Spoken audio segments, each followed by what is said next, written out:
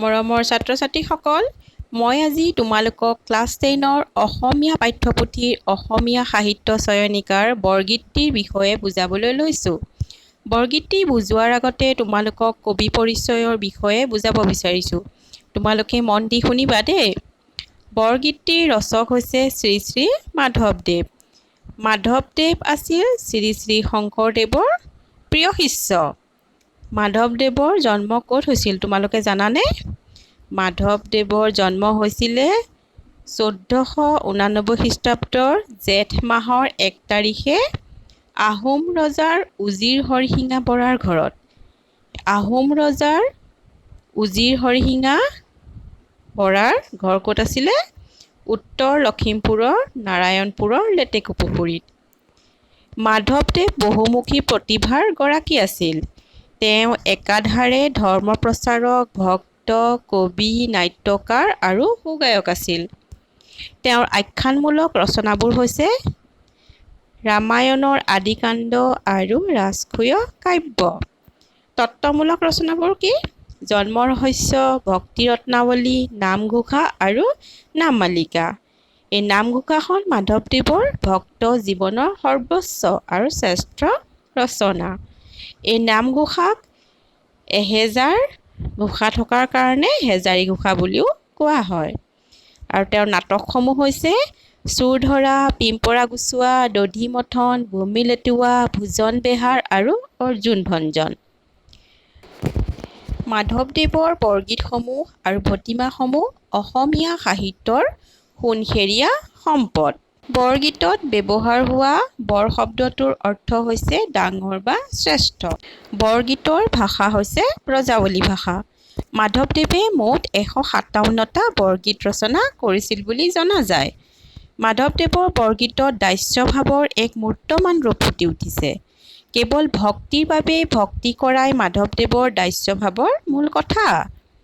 সমস্ত কৰ্ম ভগৱানৰ চৰণত অৰ্পণ কৰি নিস্বাৰ্থভাৱে তেওঁৰ চৰণত বন্দনা কৰিলে সকলো আসক্তিৰ পৰা হাত সাৰিব পাৰি বুলি কৈছে।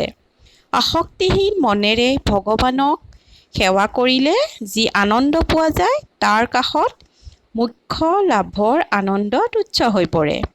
মাধৱদেৱে তেওঁৰ দাস্য ভক্তিৰ গভীৰতাৰ মাজেদি সেই পৰম আনন্দৰ সন্ধান পাইছে।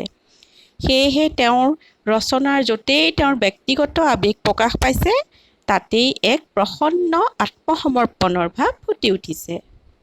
এই বৰগীতটি বসন্ত ৰাগত বন্ধা হৈছে। হৰি হেৰৰে বাপ পখিলো শৰণে, নেৰিবা বান্ধম মোক জীৱনে মৰণে। হৰি হেৰৰে বাপ বুলি মাধৱদেৱে ঈশ্বৰক কৈছে আৰু কৈছে যে তোমাৰ সেৱা লৈছোঁ, তুমি মোক কেতিয়াও যাতে লগ নেৰা। ঈশ্বৰৰ তেওঁ সেৱা লৈছে। সনক সনন্দ যোগী যাহাকো ধিয়াই, সকলো নিগমে যাক বিচাৰি নাপায়। সনক সনন্দ যোগী মানে যোগসিদ্ধ পুৰুষসকল, যিসকল যোগসিদ্ধ পুৰুষে ঈশ্বৰক ধ্যান কৰে। সকলো নিগমে মানে নিগম শাস্ত্ৰয়ো ঈশ্বৰক বিচাৰি নাপায় বুলি মাধৱদেৱে কৈছে। অধমে জানিবো কেনে তোমাৰ মহিমা, আতুৰ ভৈলো হৰি বিষয় বিকলে।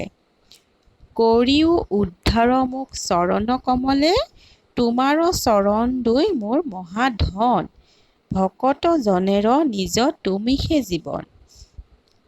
অধম জানিবো কেনে তোমাৰ মহিমা, তাৰমানে আমাৰ কথা কৈছে। আমি প্ৰভু তোমাৰ মহিমাৰ কথা বুজিয়ে নাপাওঁ। ঈশ্বৰৰ মহিমাৰ কথা কোনেও বুজি নাপায়। আতুৰ ভৈলুহু হৰি বিষয় বিকলে মানে সংসাৰৰ মায়া মোহ সুখ দুখত আমি বহুত কষ্ট পাই আছোঁ। প্ৰভু তুমি মোক উদ্ধাৰ কৰা। মাধৱদেৱে কৈছে যে আমাক সংসাৰৰ মায়া মোহৰ পৰা সুখ দুখৰ পৰা তুমি উদ্ধাৰ কৰা। তোমাৰ চৰণত মোক স্থান দিয়া। তোমাৰ চৰণ দুখন পদুমৰ দৰে। মাধৱদেৱে ঈশ্বৰৰ চৰণক পদুমৰ লগত তুলনা কৰি কৈছে। তোমাৰ চৰণ দুখন মোৰ বাবে একমাত্ৰ ধন আৰু ভকতসকলৰ বাবেও তুমি একমাত্ৰ জীৱন।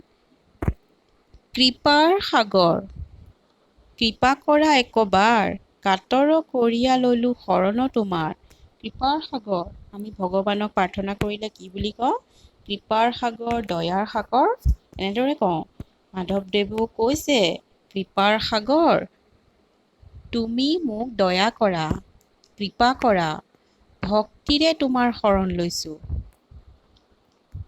কৃপা কৰা নাৰায়ণ চুৰ মোহ পাশ, কহয় মাধৱ হৰি দাসকো দাস।